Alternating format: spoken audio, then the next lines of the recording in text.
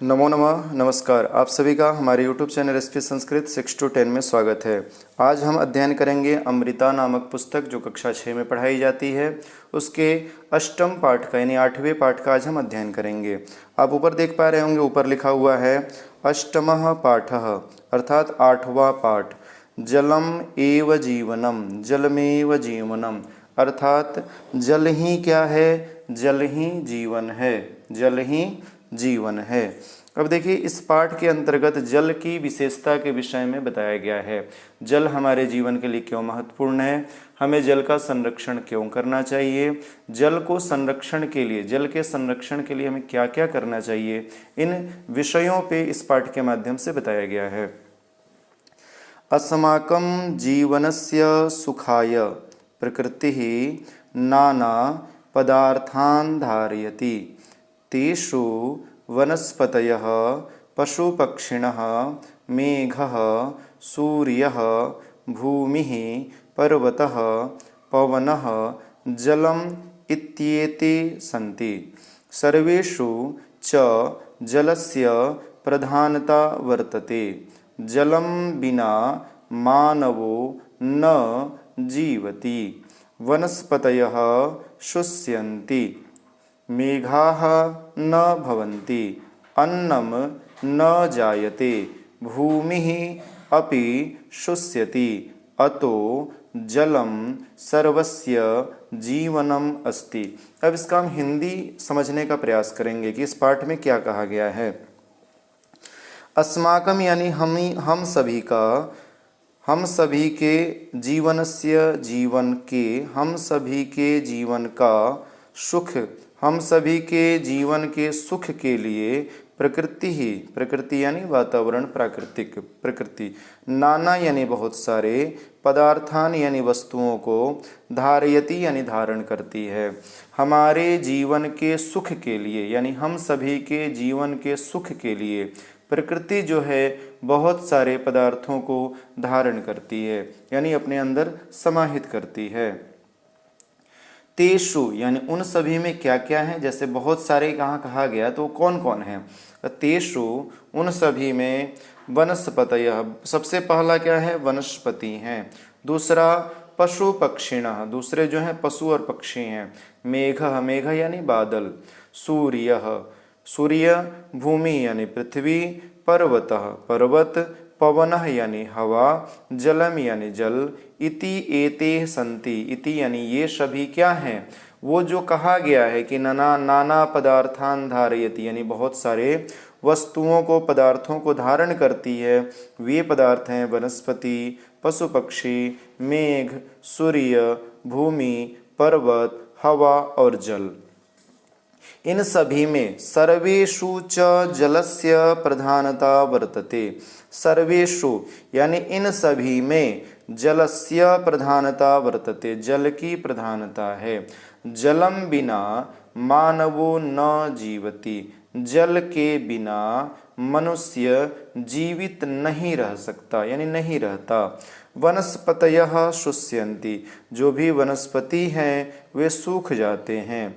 मेघाः न भवन्ति, आपने पढ़ा होगा कि यदि पेड़ पौधे नहीं हो तो फिर बारिश भी नहीं होगी यानी मेघाः न भवन्ति। और जल नहीं हो यानी जल की व्यवस्था नहीं हो तो वृक्ष नहीं होंगे, वृक्ष नहीं होंगे तो मेघ नहीं होंगे। अन्नम न जायते, यदि जल नहीं होंगे तो अन्नम न जायते, अन्न उत्पन्न नहीं होंगे।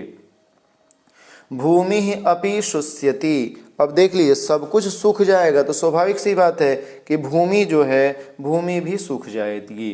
अतः जलम सर्वस्य जीवनम अस्ति, अतः यानी इसी प्रकार जल क्या है, सभी का जीवन है, क्योंकि जल के बिना कुछ भी संभव नहीं है। वनस्पति सूख जाएंगे, मेघ नहीं होगा, अन्न उत्पन्न नहीं होंगे, भूमि सूख जाएगी, इसलिए जल का हमारे जीवन में महत्वपूर्ण योगदान है।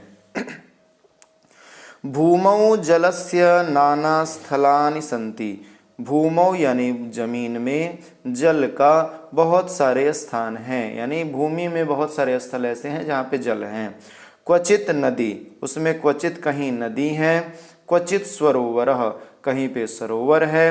विशालः सागरश्च अस्ति, विशाल सागर भी हैं। अर्थात कहा जा रहा है कि जल जो है भूमि पर बहुत सारे स्थलों पे किस प्रकार है, तो कहीं पे वो सरोवर के रूप में है, कहीं पे वो नदी के रूप में है, सरोवर के रूप में है, और सागर समुद्र के रूप में है। सागरे तु जलम क्षारम अस्ति, सागर यानी समुद्र में जलम जल, क्षारम यानी नमकीन यानी खारा कह सकते हैं उसको, क्षारम यानी खारा। समुद्र का जल जो होता है कैसा होता है, खारा होता है। मेघा क्षारम जलम पीत्वा मधुरम जलम ददाति, मेघ यानी बादल खारे जल को पीकर, पीत्वा यानी पीकर, मधुरम यानी मीठा जल देता है। मेघ क्या करता है, समुद्र से खारे जल को पीता है और मधुर जल को देता है। नद्याम सरोवरे च जलम मधुरम भवति, नद्याम यानी नदी का, सरोवरे यानी सरोवर में, च यानी और, नदी का, नदी में और सरोवर में जल जो होता है कैसा होता है, मधुरम मीठा होता है। जनाः कूपान खनित्वा जलम निष्कासन्ति, जनाः यानी लोग, कूपान यानी कुएं को, खनित्वा यानी खोद कर, जलम यानी जल को, निष्कासन्ति लोग क्या करते हैं, जमीन को खोद कर, कुएं को खोद कर, और क्या करते हैं, जल को निकालते हैं। क्वचित कूपे मधुरम पेयम जलम भवति, क्वचित यानी कहीं, कूपे यानी कुएं में, मधुरम यानी मीठा, पेयम मतलब पीने योग्य, जलम यानी जल, भवति यानी होता है। कहीं यानी कुछ कुओं का जल जो है बहुत मीठा और पीने योग्य होता है। क्वचित क्षारम अपेय जलम भवति, क्वचित यानी कहीं, क्षारम खारा, अपेय पेय यानी पीने योग्य, अपेय यानी नहीं, अ यानी नहीं, पेय यानी जो नहीं पीने योग्य है, जलम भवति कहीं कहीं जल कैसा होता है, तो खारा जल होता है जो पीने योग्य नहीं होता है। अधुना भूमिगतम जलम अपि यंत्रेण निष्कासन्ति, वर्तमान में क्या कहा किया गया है कि अधुना वर्तमान में भूमिगतम जलम, भूमि में जो जल है उसे यंत्र के द्वारा, मशीनों के द्वारा निकाला जाता है। क्षेत्राणाम सेचने सर्वस्य जलस्य प्रयोगः भवति, क्षेत्राणाम यानी खेतों के, सेचने यानी सिंचाई के लिए, सर्वस्य यानी सभी जगह, जल का ही प्रयोग होता है। सेचनात् क्षेत्रेषु अन्नम भवति, सेचनात् यानी सिंचन करने से, सिंचाई करने से, क्षेत्रेषु यानी खेतों में अन्न होता है। वनस्पतयः वर्षा जलेन जीवन्ति, वनस्पति जो हैं वर्षा जलेन वर्षा के जल से जीते हैं। अतः सर्वेषां जीवानां वनस्पतीनां भूमेश्च जीवनम जलमेव अस्ति, ध्यान समझिएगा। अतः इसी प्रकार सर्वेषां सभी का, जीवानां मतलब जीवों का, सभी जीवों का, वनस्पतियों का, भूमि का जीवन किससे है, जल से ही है। अर्थात ये कहा गया है कि जल नहीं होगा तो वनस्पति नहीं होंगे, जल नहीं होगा तो सिंचाई नहीं होगा, सिंचाई नहीं होगा तो अन्न नहीं होगा, अन्न नहीं होगा तो हमारी खाद्यान्न की व्यवस्थाएं नहीं चल पाएंगी। इसीलिए कहा गया है जलम सर्वेषां जीवनम, जल क्या है, सभी लोगों का जीवन है। आइए इसके हम प्रश्नोत्तर को समझने का प्रयास करते हैं। यहाँ पे आप देख पा रहे होंगे सागरश्च, आपको मैंने च्युत्व संधि पढ़ाया है। ये विसर्ग जो है पहले दंत सकार बनता है और च के योग में श जो है श बन जाता है, तो यहाँ सागरश्च। उसी प्रकार भूमेश्च, जलम अपि, ये म हलंत है, म जो है अ में मिल जाएगा तो म पूरा हो जाएगा। तो जलम अपि, यहाँ पे मुझे लग रहा है आपको कोई संशय नहीं होना चाहिए। अगला देखिए क्षत्रज्ञ, मैंने आपको पढ़ाया भी था देवनागरी लिपि में ये तीनों संयुक्ताक्षर हैं, इसमें एक वर्ण और स्र भी आता है। क और श को मिलाने से क्ष होता है, त और र को मिलाने से त्र होता है, ज और य को मिलाने से ज्ञ होता है। ठीक है, आइए मौखिक अभ्यास करते हैं। इन शब्दों का अर्थ बताएं। कौन कौन शब्द है, अस्माकम, अस्माकम यानी हमारा, अस्माकम यानी हमारा, हमारे, अस्माकम देशस्य नाम भारतम। यानी हमारे देश का नाम क्या है? भारत है। धारयति धारण करता है, धारयति यानी धारण करता है। शुष्यन्ति सूख जाते हैं, अंति लगा हुआ है, अंति यानी बहुवचन का है। अति अतः अंति, शुष्यति शुष्यतः शुष्यन्ति सूख जाते हैं।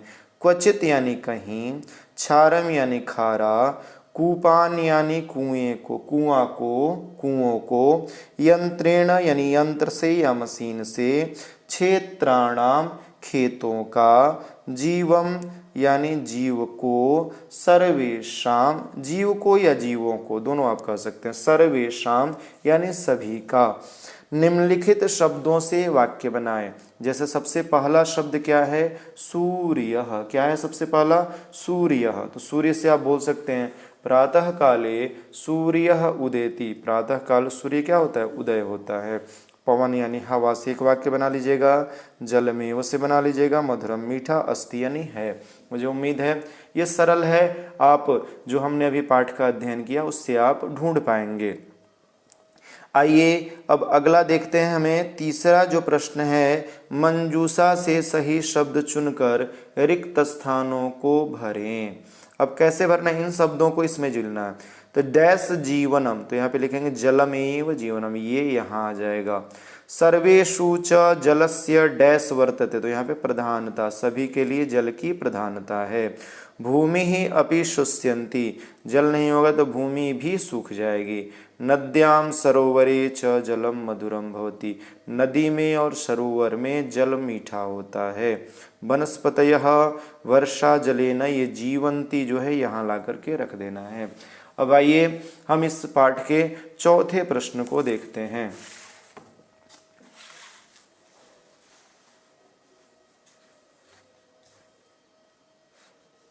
चौथा प्रश्न है, पाठ के आधार पर जल की महत्ता पर 5 वाक्य लिखें।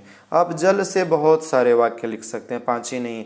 जल हम सभी का जीवन है, जल से पेड़ पौधे जीते हैं, जल से वनस्पतियों का संरक्षण होता है, जल से ही समस्त सृष्टि का संचार होता है। बहुत सारे वाक्यों का प्रयोग कर सकते हैं। आइए 5वें पाठ पे ध्यान देते हैं। पाठ के आधार पर निम्नलिखित वाक्यों का संस्कृत ढूंढ कर लिखें। जल मीठा है, जलम मधुरम अस्ति, अस्ति यहाँ पे अस्ति यानी है। समुद्र का जल खारा होता है, खारा का क्षारम लिखा हुआ है। सागरस्य जलम क्षारम भवति, नदी का जल मीठा होता है, तो नदी का तो नद्याः जलम मधुरम भवति। जल सबका जीवन है, जलम सर्वेषां जीवनम। खेतों में अन्न होता है, क्षेत्रेषु अन्नम भवति। मुझे उम्मीद है समझ पा रहे होंगे आप लोग। अब यहाँ संधि विच्छेद करें। सागरश्च, ये जो श है उसको विसर्ग में बदल देना है। जैसे यहाँ पे आपको पीछे मैंने पढ़ाया था ना, जलम अपि, यहाँ पे आप अलग अलग कर दीजिए। कोपी, यहाँ पे पूर्व संधि हुई है, पूर्व संधि मैंने पढ़ाया था स्वर संधि के अंतर्गत। यदि आपने नहीं पढ़ा है तो पुराने वीडियो में आप ये संधि को पढ़ लीजिएगा, ठीक है। अगला है जलमेव, जलम एव जलम अपि, तथापि, यहाँ पे दीर्घ संधि हुई है। तथा और अपि को जोड़ने से आ और अ मिल करके आ बन गया है, तो तथापि बन गया है यहाँ पे। 7वां प्रश्न हम देखेंगे। खाना, खाना को क्या कहेंगे? भोजनम कहेंगे, फल और मिष्ठान्नम नहीं कहेंगे। जल को क्या कहेंगे? अब देखिए, खाना को हम भोजनम कहेंगे, इसको हम जलम कहेंगे। खेत में, खेत में यानी क्षेत्रे होना चाहिए, क्षेत्रेषु नहीं होगा, गलत दिया हुआ है यहाँ पे। खेतों में होता बहुवचन तो क्षेत्रेषु, इसको हटा दीजिएगा, ठीक है, क्षेत्रे हो जाएगा। सूर्य, ये वाला सही है। सूखता है तो शुष्यति, असूखते हैं तो शुष्यन्ति, बहुवचन। देखिए अति अतः अंति, तीनों में एक वचन द्विवचन बहुवचन का प्रयोग है। अब देखिए, निम्नलिखित शब्दों का वर्ण विच्छेद करें। अब वर्ण विच्छेद आपने पढ़ा है, बहुत बार मैंने पढ़ाया, आपको क्लास में भी पढ़ाया है, ऑनलाइन भी पढ़ाया है, तो मुझे उम्मीद है आप समझ पा रहे होंगे। ज ल मिल करके ज और अ मिल करके ज, ल ए मिल करके ले। अब मेघ है तो म ए घ अह, इसी प्रकार से आप इसको बना लीजिएगा। आइए 9वें प्रश्न को एक बार हम अवलोकन कर लें। तो 9वें प्रश्न में आप देख पा रहे होंगे कि पहले क और र मिलकर के क्र बनता है, पहले र और क मिलकर के, एक चीज ध्यान दीजिएगा, संयुक्त में क जो है दो प्रकार, या तो ऊपर रेफ में आता है या नीचे क्र। जैसे आप यहाँ देख पा रहे होंगे रेफ में और यहाँ क्र। अब क के बाद र आएगा तो क के नीचे लगेगा। ये सरल सा समझने का एक प्रयास है जिससे आप समझ पाएंगे। यदि क पहले हो र बाद हो तो क ऊपर और र नीचे लगेगा, और र पहले हो क बाद में हो तो र ऊपर लग जाएगा, क नीचे लगेगा। आप समझ पा रहे होंगे, र बाद में है तो र नीचे आ गया, र पहले है तो र ऊपर आ गया। उसी प्रकार र और प है तो ये र पहले है तो ऊपर आ गया, फिर प और र है, प के बाद र है तो ये र नीचे आ गया, ल और प लप लप, और ये प ल प्ल हो गया, ज य जिया जिया बन गया। ध्यान दीजिएगा, ये समझने वाला विषय। क र र क, क के बाद र आएगा तो क के नीचे र होगा, र के बाद क होगा तो क के ऊपर र लग जाएगा। यानी र पहले आए तो ऊपर लगाइए, र बाद में आए तो नीचे लगाइए। इस प्रकार आप प्रयास कीजिएगा। मुझे उम्मीद है आप इस पाठ को पढ़ पाए होंगी। थोड़ी सी व्यस्तताओं के कारण मैं संधि या अन्य विषयों से संबद्ध वीडियो नहीं बना पा रहा हूँ, कोई बात नहीं, मैं धीरे धीरे प्रयास कर रहा हूँ। आप लोगों को फिर से निरंतर पढ़ाने का मैं प्रयास करूँगा, चीज़ों को धीरे धीरे व्यवस्थित कर रहा हूँ मैं। आप लोग इसी तरह मुझसे जुड़े रहिए, पढ़ते रहिए, चैनल को सब्सक्राइब कीजिए, लाइक कीजिए और दोस्तों में शेयर कीजिए। धन्यवाद।